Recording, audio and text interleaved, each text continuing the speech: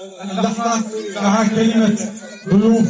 الوطية يلقيها بالنيابة عنهم الدكتور أحمد محريشي، وهو بالمناسبة مدير للعديد من المهرجانات الفنية التي نظمت وطنيا ودوليا، إضافة إلى أنه شاعر أتى من عاصمة البلاد من طنجة العالية إلى الوطية، فليتفضل مشكورا. فكرة الحضور الكريم،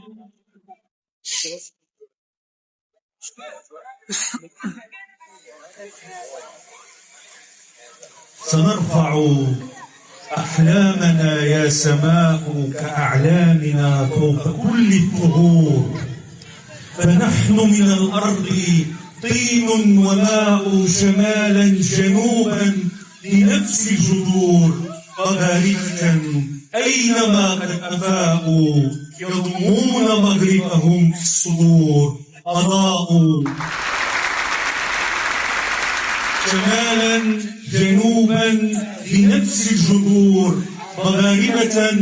أينما قد أفاءوا يضمون مغربهم في الصدور، أضاءوا ربوع الوجود وضاءوا، وقد طرزوا المجد نارا ونور.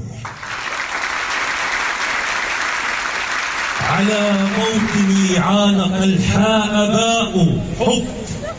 عناق الوفا بين عرش وشعب، توحد في حبك الانتماء، فكان ترابك أما وأب. أيها السيدات والسادة، وكما ستجري العادة نحيي ذكرى جمع الشمول من الشمال